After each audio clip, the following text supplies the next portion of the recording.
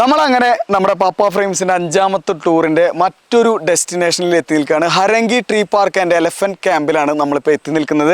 ഇവിടെ ഒരുപാട് ആക്ടിവിറ്റീസ് ഉണ്ട്. നമ്മൾ സാധാരണ വീഗലാൻഡിൽ പോകുന്നത് പോലെയല്ല, ഒരുപാട് പ്രകൃതിയുമായി ഇണങ്ങിച്ചേർന്ന് മറ്റ് മൃഗങ്ങളുമായിട്ട് അവരെയൊക്കെ കണ്ട് ആസ്വദിച്ച് പ്രകൃതിയോട് ഏറ്റവും ഇണങ്ങുന്ന രീതിയിലാണ് ഇവിടുത്തെ ഒരു പാക്കേജ് നമ്മൾ പ്ലാൻ ചെയ്തിട്ടുള്ളത്.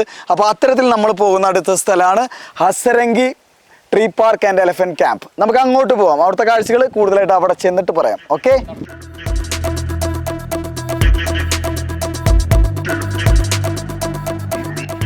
നമ്മളിപ്പോൾ പോകാൻ പോകുന്ന ഹസരംഗി ട്രീ പാർക്ക് ആൻഡ് എലഫൻറ്റ് ക്യാമ്പിൻ്റെ കവാടം തന്നെ ഭയങ്കര ശ്രദ്ധേയമായ ഒന്നാണ്. ഒരു കരിങ്കല്ലിൽ തീർത്ത പ്രവേശന കവാടമാണ് ഇവിടെ തയ്യാറാക്കിയിരിക്കുന്നത്. ബാക്കി വിശദാംശങ്ങളിലേക്ക് നമുക്ക് കിടക്കാം. വരൂ. നമുക്കിവിടെ എക്സ്പീരിയൻസ് ചെയ്യാനായിട്ട് ഒരുപാട് കാര്യങ്ങൾ കർണാടക ഗവൺമെൻറ് ഇവിടെ നമുക്ക് ഒരുക്കിയിട്ടുണ്ട്. ഇപ്പോൾ ഈ ബോർഡ് കണ്ടാൽ നിങ്ങൾക്ക് ഏകദേശം മനസ്സിലാവും. ഇവിടെ adventure camping, eco tourism and padding professionals ഒരുപാട് കാര്യങ്ങൾ അവർ ഒരുക്കിയിട്ടുണ്ട്. അതിൽ സ്പീഡ് ബോട്ട് ടൂറുണ്ട്, അത് തന്നെ പലതരത്തിൽ അവരിവിടെ സെറ്റ് ചെയ്തിട്ടുണ്ട്. പിന്നെ നമുക്ക് ടവബിൾസ് ടൂറുണ്ട്, ബനാന ടൂറുണ്ട്, ലെറ്റ് സ്കൈ ടൂറുണ്ട്, കയാക്കിംഗ് ടൂറുണ്ട്. അപ്പം നമുക്ക് ആന എന്നുള്ളൊരു വലിയ ഫാക്ടറിന് ഉപരിയായിട്ട് ഒരുപാട് കാര്യങ്ങൾ ഇവിടെ നമുക്ക് ജലവുമായിട്ട് ബന്ധപ്പെട്ട് വെള്ളവുമായിട്ട് ബന്ധപ്പെട്ട് എക്സ്പീരിയൻസ് ചെയ്യാവുന്ന ബോട്ടിങ്, അങ്ങനെ ഒരുപാട് കാര്യങ്ങൾ നമുക്കിവിടെ എക്സ്പീരിയൻസ് ചെയ്യാനുണ്ട്. തീർച്ചയായിട്ടും നമ്മുടെ കൂടെ വന്ന ടീമുകളൊക്കെ വളരെയധികം ഹാപ്പിയാണ് ഇത് എക്സ്പീരിയൻസ് ചെയ്യാനായിട്ട്. നമുക്ക് ബാക്കി കാഴ്ചകളിലേക്ക് പോവാം. നിങ്ങൾ ഈ പാർക്കിൽ വന്നു കഴിഞ്ഞാൽ നിങ്ങൾ വരേണ്ട സമയം ഇവിടെ കൃത്യമായിട്ട് രേഖപ്പെടുത്തിയിട്ടുണ്ട്. ഇവിടെ എൻട്രി ടൈമിങ് വളരെ കൃത്യമായിട്ട് നൽകിയിട്ടുണ്ട്. രാവിലെ 9 മണി മുതൽ 11 മണി വരെയാണ് ഇവിടുത്തെ സമയം. അത് കഴിഞ്ഞിട്ട് വൈകിട്ട് 4 PM മുതൽ 6 PM വരെ. ഞങ്ങളിപ്പോൾ ഇവിടെ ഒരു 3 മണിക്ക് ഇവിടെ എത്തിയിട്ടുണ്ട്. 3 മണിക്ക് ഞങ്ങൾ വന്നിട്ട് 1 മണിക്കൂർ ഞങ്ങൾക്ക് ഇവിടെ അന്താക്ഷരി കളിച്ചിട്ടാണ് 4 മണിക്ക് ഇവിടെ ഇതിൻ്റെ അകത്ത് കയറാൻ പറ്റിയത്. അപ്പോൾ വരുന്ന സഞ്ചാരികൾ അവരെല്ലാവരും ഈ ടൈമിംഗ് കൃത്യമായിട്ട് മനസ്സിലാക്കിയിട്ട് കറക്റ്റ് സമയത്ത് ഇവിടെ വരാനായിട്ട് പ്രത്യേകം ശ്രദ്ധിക്കുക. ഇവിടുത്തെ കാര്യങ്ങളൊക്കെ നമുക്ക് കാണാം. ഇവിടെ വരുമ്പോൾ തന്നെ ഇവിടെ ഒരു സൂചനാ പോയിന്റ് ഉണ്ട്. ഇവിടെ എഴുതി വെച്ചിട്ടുള്ളത് സൺസെറ്റ് വ്യൂ പോയിന്റ് 700 മീറ്റേഴ്സ് എന്നാണ്, എലഫൻറ്റ് ക്യാമ്പ് 800 മീറ്റേഴ്സ് എന്നാണ്. ഈ അവസരത്തിൽ ഞാൻ നിങ്ങളോട് ഒന്നുകൂടി പറയാൻ ആഗ്രഹിക്കുകയാണ്, നമ്മളൊരു വിനോദസഞ്ചാര കേന്ദ്രത്തിൽ വന്നാൽ നമുക്ക് ഒരുപാട് നടക്കേണ്ടി വരും. ഞാൻ നേരത്തെ പറഞ്ഞിട്ടുള്ളതാണ്, എങ്കിലും ഒന്നുകൂടി ഓർമ്മിപ്പിക്കുകയാണ്. നമ്മൾ ഒരു സ്ഥലത്ത് കൃത്യമായിട്ട് ഇരുന്ന് നമുക്ക് എല്ലാ എൻജോയ്മെൻറ്റും കിട്ടില്ല. നമ്മൾ കൃത്യമായിട്ട് എല്ലായിടത്തേക്കും ചെന്നിട്ട് അത് എക്സ്പീരിയൻസ് ചെയ്യാനായിട്ട് പ്രത്യേകം ശ്രദ്ധിക്കുക. അത് വീണ്ടും വീണ്ടും ഓർമ്മപ്പെടുത്തുകയാണ്. പല സഞ്ചാരികളും അത് പലപ്പോഴും മറക്കാറുണ്ട്. ഓക്കെ, നമുക്ക് കാഴ്ചകളിലേക്ക് പോവാം.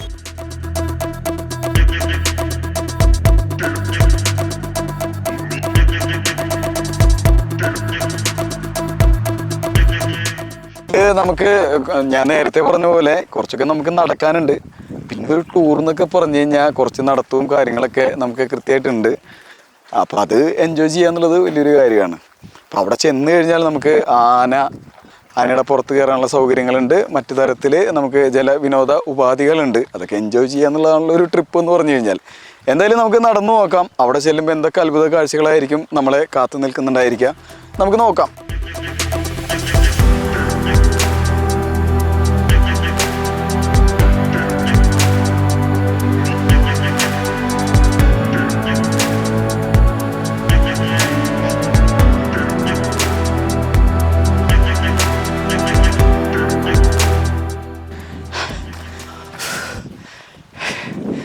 ചേട്ടാ ഒരു മിനിറ്റ്. അയ്യോ, സംഭവം എല്ലാവരും കയറുമ്പോൾ സൂക്ഷിക്കണം എന്നൊക്കെ പറഞ്ഞു. പക്ഷെ ഇത് എളുപ്പമുള്ള പരിപാടിയല്ല. ഇതില് നമുക്ക് പറ്റിയൊരു പറ്റെന്ന് വെച്ച് കഴിഞ്ഞാല് ടിക്കറ്റ് ഒക്കെ എടുത്തത് ഒരു താഴ്വരയിൽ ആയിരുന്നു. ഞാൻ പുറത്താണ് ഈ മനോഹരമായ ദൃശ്യം. അതെ അതെ അതെ അതെ, കുന്നിൻപുറത്ത് കഷ്ടപ്പെട്ട്. പക്ഷെ നമ്മളത് ആസ്വദിക്കുന്നുണ്ട്. ഈ വരവായാലും നമ്മൾ ആസ്വദിക്കുന്നുണ്ട്. ചോദിച്ചു കഴിഞ്ഞാൽ നമ്മുടെ ഉള്ളില് ഒരു സൈഡ് ആസ്വദിക്കുന്നുണ്ട്, ഒരു സൈഡ് പട്ടിയെ പോലെ. പിന്നെ അത് മാത്രല്ല, നമ്മൾ ഇത്രയും വലിയൊരു കുന്നിന്റെ മുകളിൽ കയറി വെയിൽ കൊണ്ടിട്ട് പ്രകൃതി രമണീയെ ആസ്വദിച്ചിട്ട് നമ്മൾ നടക്കുമ്പോൾ ഇതൊരു ഫാമിലി ടൂറാണോ അതോ ഇതൊരു വളരെ വിദ്യാഭ്യാസം നേടുന്നതിന് വേണ്ടിയിട്ടുള്ള ഒരു യാത്രയാണോ? പക്ഷെ യാത്രകളെ ഏതും നമ്മൾ ആസ്വദിക്കേണ്ട കാര്യം തന്നെയാണ്. അത് വളരെ ഇതിപ്പോ നമ്മൾ ഇവിടം വരെ കഷ്ടപ്പെട്ട് ഒരു താഴ്വരയിൽ കേറി വന്നിട്ട് നമ്മൾ അങ്ങോട്ട് കാണുന്ന ഒരു വ്യൂ കണ്ടാണ്ടല്ലോ, അത് മാസീവ്. നിങ്ങളത് കണ്ടു നോക്കുക. ആ സാധനം എന്ത് വ്യൂ ആ നോക്കുക. അടിപൊളി ഒരു ബൈക്കിന്റെ. തീർച്ചയായിട്ടും വെയിലൊക്കെ കുറഞ്ഞത് വേറൊരു ലെവൽ എക്സ്പീരിയൻസ് തന്നെയാണ്. തീർച്ചയായിട്ടും. കന്നഡ നമുക്ക് കൃത്യമായിട്ട് വായിക്കാൻ അറിയാവുന്നതുകൊണ്ട് അതിൽ പ്രത്യേകിച്ച് നോക്കണ്ട. അക്കങ്ങൾ മാത്രം ശ്രദ്ധിച്ചാൽ മതി. അങ്ങനെ ഒരു ലാഭം ഈ ബോർഡിനുണ്ട്. പിന്നെ നമ്മളിവിടെ നോക്കുകയാണെങ്കിൽ എലിഫന്റ് ഫീഡിങ് ഏരിയ ഈ സൈഡിലേക്ക് കാണിക്കുന്നുണ്ട്, വേ ടു വാട്ടർ സ്പോർട്സ് അപ്പുറത്തേക്ക് കാണിക്കുന്നുണ്ട്. പക്ഷെ അതിമനോഹരമായിട്ടുള്ള വ്യൂ എന്ന് തന്നെ പറയേണ്ടി വരും. ഇത്രയൊക്കെ കഷ്ടപ്പെട്ട് ഇവിടെ കയറി വന്നിട്ട് നമ്മൾ കാണുന്ന ആ ഒരു കാഴ്ച, വാട്ട് ആൻ എക്സ്പീരിയൻസ് എന്ന് തന്നെ പറയേണ്ടി വരും. നിങ്ങൾ കണ്ടു നോക്ക്. നമ്മള് സാധാരണഗതിയിൽ നമ്മള് ഇങ്ങനത്തെ സ്ഥലങ്ങളിലേക്ക് സാധാരണ ജീപ്പ് അതുപോലെയുള്ള ഒരു വണ്ടിയൊക്കെ സാധാരണ അതാത് സ്ഥലത്തെ ഗവൺമെന്റുകൾ അറേഞ്ച് ചെയ്യാറുണ്ട്. ഇവിടെ നമ്മൾ അങ്ങനത്തെ വണ്ടി സംഭവങ്ങളൊന്നും കണ്ടിട്ടില്ല. ഇനി ഇവര് വണ്ടി ഇട്ടില്ലെങ്കിൽ സാധാരണ നമ്മൾ വരുന്ന വണ്ടിയെ കടത്തിവിടാന്നുള്ള ഒരു പരിപാടി. തീർച്ചയായിട്ടും അതിനോട് ഞാൻ യോജിക്കുന്നു. അത് സാധാരണഗതിയിൽ നമ്മുടെ നാട്ടിൽ അങ്ങനത്തെ ചില അബദ്ധങ്ങളും കാര്യങ്ങളൊക്കെ കാണുന്നുള്ളത്. പക്ഷെ കർണാടകയിലും എല്ലായിടത്തും ഉണ്ട്. പക്ഷെ എനിവേ നമ്മൾ എല്ലാവരും എൻജോയ് ചെയ്യാനാണ് വന്നിട്ടുള്ളത്. ചെറിയ ചെറിയ ബുദ്ധിമുട്ടുകളൊക്കെ നമുക്ക് എല്ലായിടത്തും പോയാലുണ്ടാവും. അതിപ്പോൾ കർണാടക ആയിക്കോട്ടെ, തമിഴ്നാട് ആയിക്കോട്ടെ, കേരള ആയിക്കോട്ടെ ഒക്കെ നമുക്ക് ഉണ്ടാവും. പക്ഷേ നമ്മുടെ അൾട്ടിമേറ്റ് ലക്ഷ്യം എന്ന് വെച്ചാൽ നമ്മൾ എൻജോയ് ചെയ്യുക എന്നുള്ളതാണ്. അതിനുള്ളൊരു മനസ്സുണ്ടെങ്കിൽ തീർച്ചയായിട്ടും നമുക്ക് അതിനനുസരിച്ച് പ്രവർത്തിക്കാനും അത് എൻജോയ് ചെയ്യാനും കഴിയും. മാത്രമല്ല ഈ കുന്നൊക്കെ കയറി പട്ടിയെ പോലെ കഥച്ചു വന്നവർക്ക് നല്ല മനോഹരമായിട്ടുള്ള സിമന്റ് ഏർപ്പെടുത്തിയിട്ടുണ്ട്. പിന്നെ മരങ്ങളോട് ചേർന്ന് ചെറിയ ചെറിയ ഏറുമാടങ്ങള് അവിടെ ആ ഭാഗത്തായിട്ട്, അപ്പുറത്തെ സൈഡില് ആനയെ കാണാനും അവരുടെ കാര്യങ്ങളൊക്കെ മനസ്സിലാക്കാനായിട്ടുള്ള ആനപ്പുറത്തുള്ള ഒരു സഞ്ചാരം ആയിട്ടാണ് നമ്മൾ പ്ലാൻ ചെയ്തിട്ടുള്ളത്. അതെ, ആനപ്പുറത്ത് കയറാനും ആ ഒരു അനുഭവം നേരിട്ട് മനസ്സിലാക്കാനുമാണ്. ഇവിടെ വന്നപ്പോൾ ഒരു ചെറിയൊരു ചതി നമ്മൾ പ്രതീക്ഷിക്കുന്നുണ്ട്. എലിഫന്റ് ഫീഡിംഗ് ഏരിയ എന്നാണ് കണ്ടിട്ടുള്ളൂ. ആനയുടെ പുറത്ത് കയറിയിട്ടുള്ള കലാപരിപാടിയെ പറ്റി ഇവിടെ ഈ പ്രദേശത്തൊന്നും നമ്മൾ ബോർഡുകൾ കാണുന്നില്ല. പക്ഷെ നമ്മൾ കുടകിൽ 2006 ഞാൻ കുടകിൽ വന്ന സമയത്ത് ആനപ്പുറത്ത് നല്ല ഫോം ബണ്ടിലൊക്കെ ഇരുന്ന് ഒരു ആന സഫാരിയൊക്കെ നമ്മൾ പ്ലാൻ ചെയ്തിട്ടുണ്ടായിരുന്നു. ഇപ്പോൾ കുടകിലെ ആ മറ്റേ മുളങ്കാടിൻ്റെ ഉള്ളിൽ, മറ്റേ ബാമ്പു ഫോറസ്റ്റിനുള്ളിൽ ആന സഫാരി കട്ട് ചെയ്തു. ഇവിടെ ആന സഫാരി ഉണ്ടെന്നുള്ളൊരു ചെറിയൊരു പ്രതീക്ഷയിലാണ് നമ്മൾ വന്നിട്ടുള്ളത്. പക്ഷേ എലിഫന്റ് ഏരിയ എന്നാണ് നമ്മൾ കാണുന്നത്. ഫീഡിങ് ആയ പോലും നമ്മളെ പോലുള്ളവര് ഇപ്പോൾ ഗുരുവായൂർ ആനക്കോട്ടേക്ക് കണ്ടിട്ടുണ്ട്. നമുക്ക് കൃത്യമായിട്ട് ആനേനെ ഫീഡ് ചെയ്യാനൊന്നും പറ്റിയിട്ടില്ല. ആനയുടെ അടുത്ത് ഒലപ്പട്ടയും കൊണ്ട് ചെന്ന് കഴിഞ്ഞാൽ എവിടേക്ക് എടുത്ത് അടിച്ചു എന്ന് വെച്ചാൽ മതി. പക്ഷെ ഇവിടെ അതിനുള്ളൊരു എക്സ്പീരിയൻസ് ഉണ്ടെന്നാണ് മനസ്സിലാക്കുന്നത്. പറയുന്നത് വെച്ച് കഴിഞ്ഞാൽ ഇത് ഓരോ കാഴ്ചയും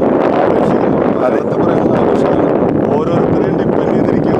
ഓരോ കാഴ്ചയ്ക്കും ഇവിടെ ഇപ്പോൾ നമ്മൾ ഇപ്പം നിന്ന് ഈ സംസാരിക്കുന്ന സമയം എന്ന് പറഞ്ഞാൽ 4 മണിയോട് അടുപ്പിച്ചുള്ള ഒരു സമയമാണ്. അപ്പം നല്ല വെയിലുണ്ട്, ഒപ്പം തന്നെ നല്ല കാറ്റുണ്ട്. അപ്പോൾ നമ്മൾ എന്തെങ്കിലും സംസാരിക്കുമ്പോൾ കാറ്റിൻ്റെ ഒരു സംഭവം ഇങ്ങനെ മൊത്തം മലയടിച്ചുകൊണ്ടിരിക്കും, നമ്മുടെ ശബ്ദത്തിനെ ഓവർകം ചെയ്യുന്ന രീതിയിൽ. ഇപ്പോൾ ഈ ഒരു സമയം എന്ന് പറഞ്ഞാൽ 4 മണിക്ക് ഇത് തുറക്കാൻ വേണ്ടിയിട്ട് അല്ലെങ്കിൽ ഇതിൻ്റെ കാര്യങ്ങളൊക്കെ ലൈവ് ആവാൻ വേണ്ടിയിട്ട് നമ്മളൊന്നുകൂടി വെയിറ്റ് ചെയ്തുകൊണ്ടിരിക്കും. നമ്മൾ 3:30-3:45 സമയത്ത് ഇവിടെ എത്തിച്ചേർന്നിട്ടുണ്ട്. ഈ കുന്നൊക്കെ കയറി ഇവിടെ നമ്മൾ എത്തിച്ചേർന്നിട്ടുണ്ട്.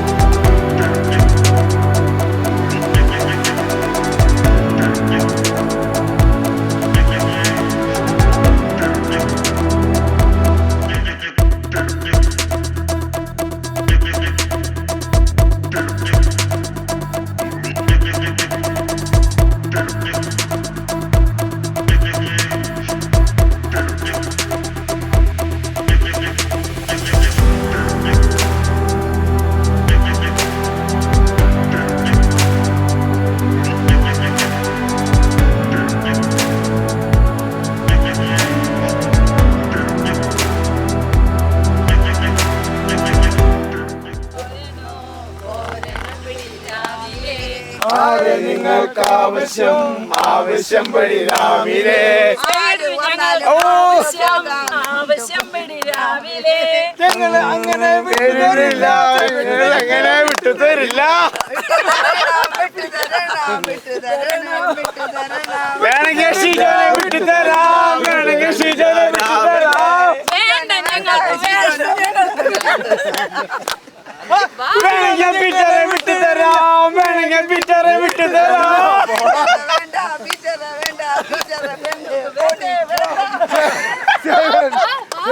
ഒന്നാം നാൾ ഉല്ലാസ യാത്ര പോയപ്പോ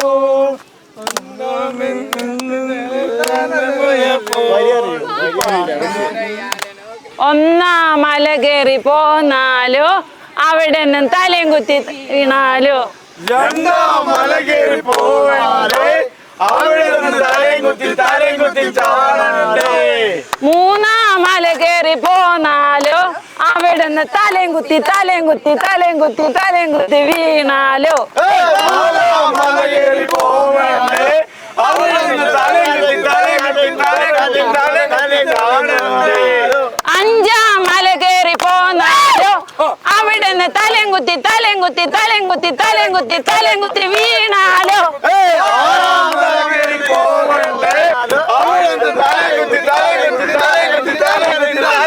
ചാടണ്ടേ ഏഴാം മല കയറി പോന്നാലോ അവിടെ നിന്ന് തലയും കുത്തി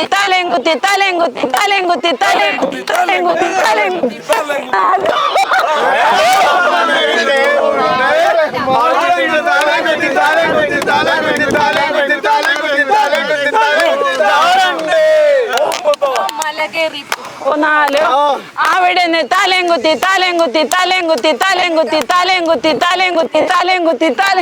തലയും കുത്തി വീണാലോ